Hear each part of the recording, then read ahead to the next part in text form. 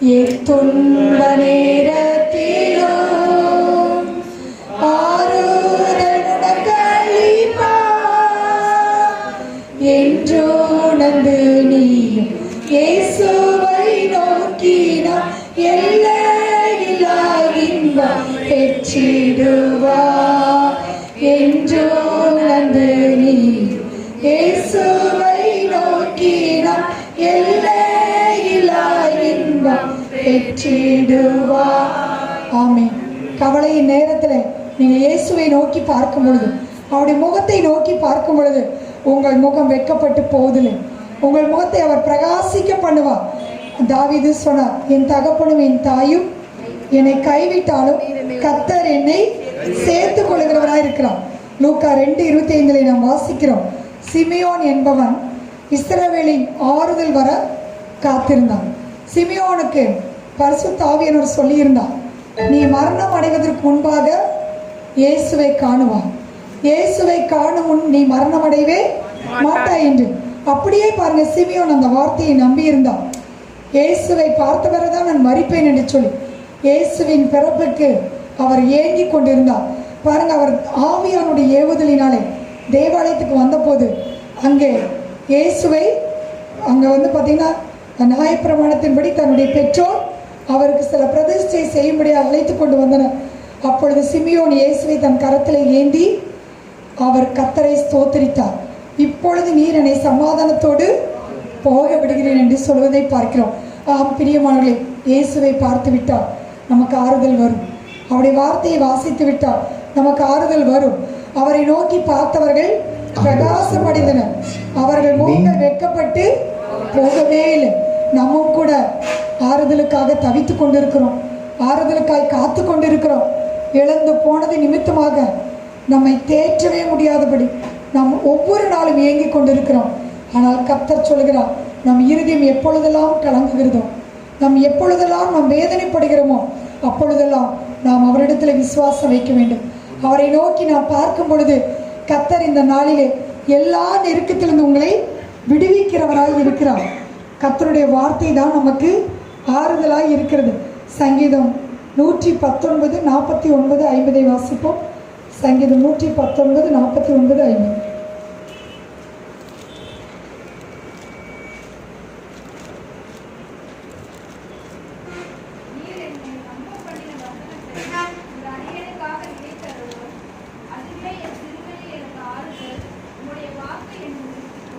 தாவீது சொல்லுகிறார், நீர் என்னை நம்ப பண்ணின வசனத்தை உமது அடியேனுக்காக நினைத்தோம். நம்ம எதை நம்பிக்கொண்டிருக்கிறோம்? கர்த்தருடைய வசனம். இன்றைக்கும் ஆண்டவர் உங்களுக்கு ஒரு வாக்கு தத்தத்தை கொடுப்பாரானால் அது உங்களுக்கு ஆறுதலாக இருக்கிறது.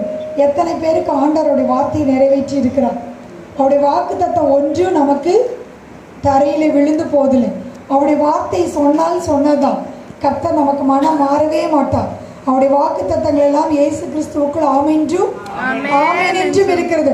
அவர் சொன்னதை செய்யும் அளவு நம்மை கைவிடாத தேவனாய் இருக்கிறார். வாக்களித்த தேவன் வாக்கு மாறாதவராய் இருக்கிறார்.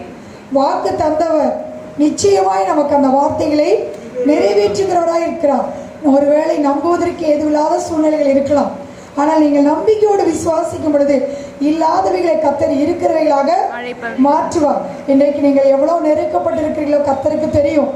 உங்கள் இருதயம் கர்த்தருக்கு தெரியும். உங்களுடைய உள்ளத்தில் இருக்கிற பாரம் கர்த்தருக்கு தெரியும்.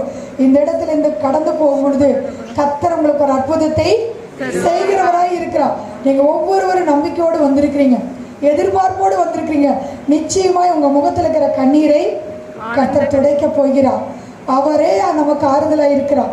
சிறுமையில் அவருடைய வார்த்தை தான் நமக்கு ஆறுதல். எவ்வளோ பிரச்சனைகள் வந்தாலும் வேதத்தை வாசிக்காமல் இருக்காதீங்க, ஜெபம் பண்ணாமல் இருக்காதீங்க. நம்ம என்ன செய்கிறோம்?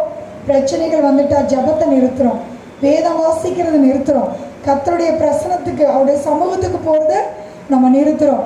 ஆனால் அதனால இன்னும் அதிகமாகும் நம்முடைய பாரங்கள், நம்முடைய கவலைகள் இன்னும் அதிகமாகும். ஆனால் நீங்கள் கர்த்தரை தேடி வரும் பொழுது, கண்ணீரோடு கர்த்தரை நோக்கி பார்க்கும் பொழுது கர்த்தர் உங்கள் கண்ணீருக்கு மிகப்பெரிய ஆசீர்வாதத்தை வைத்திருக்கிறார். கண்ணீரோடு விதைக்கிற நாம் கம்பீரத்தோடு அறுப்போம். பிரியமானவர்களே, சங்கீதம் 95:19 வாசிக்கிறோம். என் உள்ளத்தில் விசாரங்கள் பெருகில் உம்முடைய ஆறுதல்களின் ஆத்துமாவை தேற்றி தேற்றுகிறது. சங்கீதம் 23 தாவீது சொல்லுகிறார், அவர் என் ஆத்மாவை தேற்றி என்னை நீதியின் பாதையிலே நடத்துகிறார். உமது கோலும் உமது தடியும் என்னை தேற்றும். ஆண்டுடைய வார்த்தை தான் நமக்கு கோலும் தடியுமாய் இருக்கிறது. இந்த வார்த்தையை நீங்கள் எவ்வளோ வாசிக்கிறீங்களோ அவ்வளோ உள்ளத்துக்குள்ளே சமாதானம் பெருகி கொண்டே இருக்கும். வேதத்தில் நாம் பார்க்கிறோம், அவருடைய வேதத்தை நேசிக்கிறவர்களுக்கு மிகுந்த சமாதானம் உண்டு. இன்னைக்கு ஏன் நம்முடைய வாழ்க்கையில் ஆறுதல் இல்லை? ஏன் நம்முடைய வாழ்க்கையில சஞ்சலம், தவிப்பு, நித்திய மகிழ்ச்சி நமக்குள்ளே இல்லாமல் இருக்கிறது? கர்த்தருடைய வேதம் தான் நமக்கு மன மகிழ்ச்சி.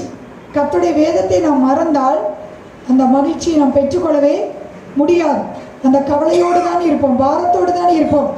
அதனால் நீங்கள் ஒவ்வொரு நாளும் கர்த்தருடைய வார்த்தையை நீங்கள் வாசிங்க, அதை நேசிங்க, அதற்கு கீழ்ப்படிங்க. கர்த்தர் உங்களுக்கு கொடுக்கிற ஆறுதல் அது மிகவும் பரிபூர்ணமாய் இருக்கும், ஆசீர்வாதமாய் இருக்கும். வேதத்தில் நாம் பார்க்கிறோம், 1 கொரிந்தியர் 14:3 நாம் வாசிக்கும் பொழுது, தீர்க்க தரிசனத்தின் மூலமாக கர்த்தர் நம்மை ஆறுதல் படுத்துகிறார். பக்தி விருத்தி உண்டாக்குற தீர்க்க தரிசனம், நமக்கு ஆறுதலை உண்டாக்குகிற தீர்க்க தரிசனம். வேதம் சொல்லுகிறது, தீர்க்க தரிசனம் இல்லாத இடத்தில் ஜனங்கள் சீர்கட்டு போவார்கள். அநேக ஆலோசனைக்காரர்கள் உண்டானால் சுகம் உண்டாகும். இன்றைக்கி ஏன் நம்ம ஒருவர் வார்த்தை ஒருவர் சுமக்கிறோம், ஒருவருக்காக ஒருவர் செபிக்கிறோம். நம்மிடத்தில் இருக்கிற கஷ்டத்தை மற்றவரிடத்துல சொல்லி நம்ம செபிக்கிற பவுல் கூட சொல்றார், விண்ணப்பத்தினாலே நீங்கள் ஒருவருக்கு ஒருவர் உதவி செய்யுங்கள் என்று. நீங்கள் அநேகருக்காக ஏறெடுக்கிற ஸ்தோத்திரங்கள் அவர்கள் மேலே தேவ கிருபை பெருகும், அவர்கள் மேலே தேவனுடைய தயவு பெருகும். நீங்கள் மற்றவர்களுக்காக ஜெபிக்கும் பொழுது நம்முடைய சிறையிருப்பை கர்த்தர் மாற்றுகிற தேவனாய் இருக்கிறார். ஒருவேளை நீங்கள் நினைக்கலாம், எனக்காக யாரும் ஜெபிக்கலன்னு நினைக்கிறீங்களா? ஆவியானவர் உங்களுக்குள் இந்த வாக்கு கடங்காத பெருமூச்சுகளோடு வேண்டுதல் செய்கிறார். ரோமர் 8:26 வாசிக்கிறோம், நம்முடைய பலவீனத்திலே ஆவியானவர் நமக்கு உதவி செய்கிறார். நாம் ஏற்றபடி வேண்டிக் கொள்ள வேண்டியது இன்னதென்று அறியாமல் இருக்கிறபடியால் ஆவியானவர் நமக்காக வாக்கு கடங்காத பெருமூச்சுகளோடு வேண்டுதல் செய்கிறார். சில நேரத்தில் துக்கம் நம்ம அதிகரிக்கும் போது நம்மளால ஜெபிக்க முடியாது. அண்ணாள் பாருங்க, துக்கம் மிகுதியானபடினால் உதடுகள் மாத்திரம் அசைந்தது, தன் இருதயத்திலே கர்த்தரோடு கூட பேசினார். இன்றைக்கு உங்கள் ஒவ்வொருடைய பெருமூச்சுக்கு ஆண்டவர் பதிலை கொடுக்க போகிறார். நீங்க பெருமூச்சு விடுறீங்க பாருங்க, அந்த பெருமூச்சுக்கு கூட கர்த்தர் அற்புதங்களை செய்கிறவராயிருக்கிறார். ஆவியாளர் உங்களோடு கூட இருக்கிறார். யாரும் எனக்காக ஜெபிக்கல அப்படின்னு சொல்லி நீங்க கவலைப்படாதீங்க. இயேசு கிறிஸ்துவை குறித்து பார்க்கிறோம். ரோமர் 8 வாசிக்கும் பொழுது, பிதாவின் வலது பரிசத்திலே நமக்காக அவர் வேண்டுதல் செய்கிறார். ஆவியானவர் நமக்குள்ளே இருந்து கொண்டு வாக்கு கடங்காத பெருமூச்சுகளோடு வேண்டுதல் செய்கிறார். அநேக பரிசுத்தவான்கள் இந்த ஜெப கோபுரத்தில் நமக்காக வேண்டுதல் செய்து கொண்டிருக்காங்க. இத்தனை வேண்டுதலுக்கு கர்த்தர் பதில் கொடுக்காம போவாருங்களா? உங்களுக்கு ஒரு அற்புதத்தை செய்யாமல் போவாரா? கர்த்தர் உங்களுக்காக ஒரு வழியை திறக்காமல் போவாரா? இன்றைக்கு கர்த்தர் உங்களை பார்த்து சொல்கிறார், அடைக்கப்பட்ட வழிகளை கர்த்தர் திறக்க போகிறார். உங்களுக்கு முன்பாக கர்த்தர் சென்று கோணலான காரியங்களை கர்த்தர் செவைப்படுத்த போகிறார். அவர் வெண்கல கதவுகளை உடைக்கிற தேவன், இரும்பு தாழ்பால்களை முறிக்கிற தேவன். உங்களுக்காக பொக்கிஷத்தை அவர் கொடுக்கிறவராய் இருக்கிறார். நீங்கள் திருப்தியாய் இருக்கும்படி கர்த்தர் உங்களை வழி நடத்த போகிறார். அல்லேலூயா, அல்லேலூயா. அப்ப பாருங்க, கர்த்தருடைய வசனம் நமக்கு ஆறுதலை கொடுக்கிறது. தீர்க்க தரிசனத்தின் மூலமாய் கர்த்தர் நமக்கு ஆறுதலை கொடுக்கிறார். ஒருவேளை தீர்க்க தரிசன வார்த்தை கர்த்தர் நமக்கு கொடுத்திருப்பாரானால் அநேகருக்கு அது ஆறுதலை கொண்டு வந்திருக்கு. என்னுடைய சிறு வயதிலிருந்து இந்த வார்த்தை மூலமாக கர்த்தர் அநேகர் ஆறுதல் படுத்திருக்கு. எத்தனையோ சாக போனவர்களை கர்த்தர் காப்பாற்றி இருக்கிறார்.